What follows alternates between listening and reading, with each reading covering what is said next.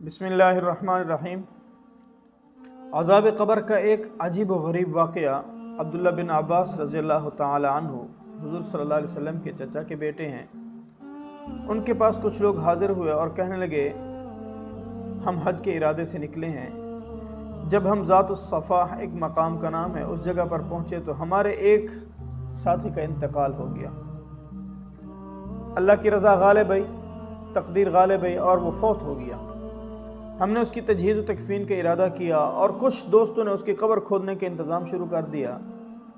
चुनांचे हमने उसकी कब्र को खोदा तो उस कब्र के अंदर इतना बड़ा सांप था जिसने उसकी पूरी कब्र को घेर रखा था। हमने उस कब्र की मिट्टी बराबर की। हमने साथ ही दूसरी जगह खुदाई शुरू की। दूसरी जगह जब हमने खुदाई की तो उस कब्र के अंदर भी वही सांप फिर नमूदार हो गया। हमने बराबर कर दी मिट्टी। फिर हम तीसरी जगह चले। हमने जब तीसरी कब्र खोदी, सहाबे रसूल को ये लोग सुना रहे हैं वाक़या, कहते हैं तीसरी जगह पर भी वही सांप निकल आया। चुनांचे हमने उस कब्र की मिट्टी को बराबर किया, मैयत को छोड़ा। अब आपके पास आ गए, आप ही हमें इसका हल बताएं कि हमें क्या करना चाहिए। हज़रत अब्दुल्ला बिन अब्बास फरमाते हैं, ये सांप इसका बुरा अमल है जिस अमल के साथ ये सारी ज़िंदगी गुजारता रहा।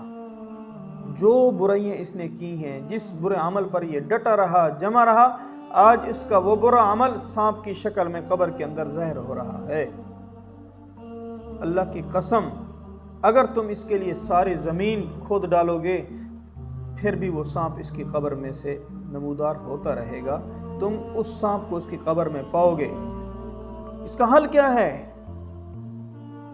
क्या इसी सांप के साथ दफन कर दें? फरमाया हाँ, उसे इसी तरह दफन कर दिया जाए। चुनांचे उसी तरह दफन कर दिया गया। सफ़र से वापस आए, लोगों ने उसकी बीवी से इस शख्स का अमल पूछा। उसने कहा कि इसका अमल, एक ख़ास अमल मैं बताऊं, नमाजी भी था, परहेज़ी भी था, उम्रे भी करता, हज भी करता, सदका खैरात भी करता। इसके मामलात लोगों के साथ बेहतर थे, लेकिन ज़हरी तौर पर अल्लाह हकीम ज़ात है, अल्लाह खबीर ज़ात है। कि अल्लाह की मखलूक को धोखा भी देता था। अर्श वाला तो देख रहा था, फर्श वाले नहीं देखते थे इसको। वो किस तरह धोखा देता? कहते ये गल्ला बेचा करता था। जब भी किसी अनाज की बोरी को उठाता तो उस दिन घर के जितने अखराजात गल्ले की शक्ल में होने थे वो गल्ला बोरी से निकाल देता। वज़न करने के बाद उतने ही गल्ले की मिकदार उस बोरी में भूसा डाल दिया करता था ताकि वज़न पूरा हो जाए। गोया धोखे से भूसे को गल्ले की कीमत में फ़रोख्त करता था ये शख्स।